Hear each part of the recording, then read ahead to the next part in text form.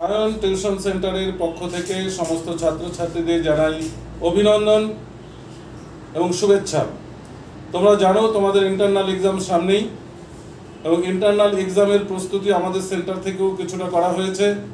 তোমাদের যে এমসিকিউ টাইপের প্রশ্ন থাকবে তার কিছুটা নমুনা আমরা দেখাচ্ছি। এই টাইপের প্রশ্ন যে কীভাবে আসতে পারে তোমাদের এমসিকিউ টাইপের প্রশ্ন, তোমরা সিলেবাসটাও দেখবে এবং ভিডিওটা ভালো করে দেখবে যে কী টাইপের এমসিকিউ টাইপের প্রশ্ন আসতে পারে।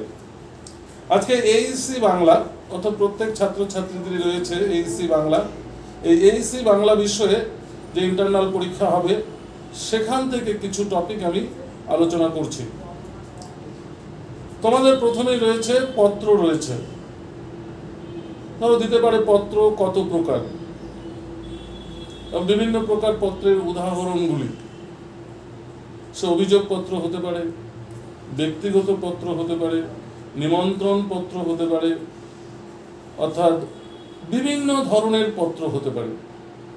সেই ধরো অভিযোগপত্র কি, অভিযোগপত্র কোন ক্ষেত্রে ব্যবহার করা হয়, হিন্দু মুসলমান বিবাহ রীতি বলতে কি বোঝো, হিন্দু মুসলিমের যে বিবাহ রীতির যে পার্থক্য কি, প্রাতিষ্ঠানিক পত্র কি, প্রাতিষ্ঠানিক পত্র কোন ক্ষেত্রে ব্যবহার করা হয়।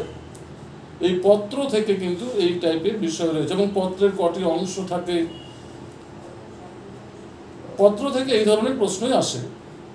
এবার পত্রের পরে রয়েছে তোমাদের প্রতিবেদন। প্রতিবেদন কি, যাকে আমরা ইংরেজিতে রিপোর্ট বলি, বাংলায় তাকে প্রতিবেদন বলি। তবে রিপোর্টের সঙ্গে প্রতিবেদনে কিছুটা পার্থক্য রয়েছে।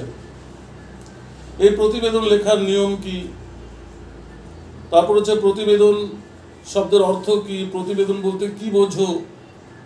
তারপর হচ্ছে তোমার বিভিন্ন ধরনের প্রতিবেদন তো আর এখানে থাকবে না, কারণ এমসিকিউ টাইপের প্রশ্ন থাকবে না। কিছু বিষয় দিয়ে দিতে পারে যে এটা কি ধরনের প্রতিবেদন।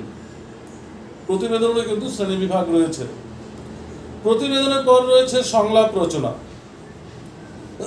সংলাপ রচনা, সংলাপ কাকে বলি, সংলাপ রচনা বলতে কি বোঝো, সংলাপের নিয়ম কি। এখানেও কিন্তু সংলাপ যে রচনা রয়েছে এখান থেকে কিন্তু বড় প্রশ্ন থাকবে না। এটা তোমাদের যখন অ্যানুয়াল এক্সাম হবে সেখানে কিন্তু সংলাপ রচনা থাকবে, কিন্তু এমসিকিউ টাইপে কিন্তু সংলাপ রচনা ওইভাবে কোনো থাকার মতো নেই। তারপর রয়েছে তোমার সম্ভাষণ পত্র। সম্ভাষণ কেমন করে করা হয়, সম্ভাষণ পত্র কি, ব্যবহার পত্র কোন কোন ক্ষেত্রে করা হয়, তার নিয়ম কি, বিভিন্ন ধরনের বিষয় রয়েছে। এছাড়া রয়েছে সভার কার্যাবলী বিবরণ।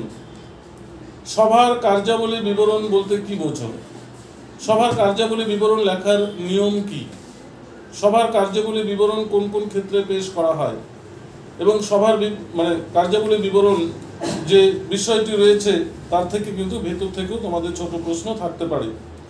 তবে তোমাদের এইচএসসি বাংলা সেরকম কোনো গুরুত্বপূর্ণ টপিক নেই, তোমরা জানো। আর আমাদের সেন্টারে ক্লাসেও রীতিমতো প্রত্যেকটা টপিক ধরে ধরে করানো হয়েছে, যা নিয়ে তোমাদের সমস্যা থাকার কথা নয়। যে কোনো প্রশ্নই আসুক, তোমরা যদি প্রশ্নটা ভালো করে বোঝো তাহলে কিন্তু তার যথারীতি উত্তর কিন্তু দিতে পারবে। এছাড়াও এইচএসসি বাংলা থেকে এমসিকিউ টাইপের প্রশ্ন আসার মতো কিন্তু সিলেবাসটা নয়। তবে কীভাবে কলেজ থেকে তোমাদের এমসিকিউ টাইপের কোশ্চেন করবে সেটা তোমাদের যদি বিষয়টা জানা থাকে তাহলে কিন্তু তোমরা নিজেরাই উত্তরটাকে গুছিয়ে লিখতে পারবে। কেননা এইচএসসি যে টপিকগুলো রয়েছে, সভার কার্যাবলী বিবরণ, পত্র রচনা, বিজ্ঞাপন রচনা, যে বিষয়গুলো রয়েছে এখান থেকে কিন্তু সেরকম ওইভাবে প্রশ্ন আসার মতো থাকে না। তবে তোমরা টপিকগুলো ধরে ধরে পড়বে, তাহলে এখান থেকে যে কোনো ছোট প্রশ্নই আসুক না কেন এমসিকিউ টাইপের তোমরা কিন্তু উত্তর অ্যাকচুয়ালি করে আসতে পারবে। ভিডিওটি যদি ভালো লাগে অবশ্যই লাইক ও শেয়ার করবে, সাবস্ক্রাইব করবে, বন্ধুদের মধ্যে ছড়িয়ে দেবে।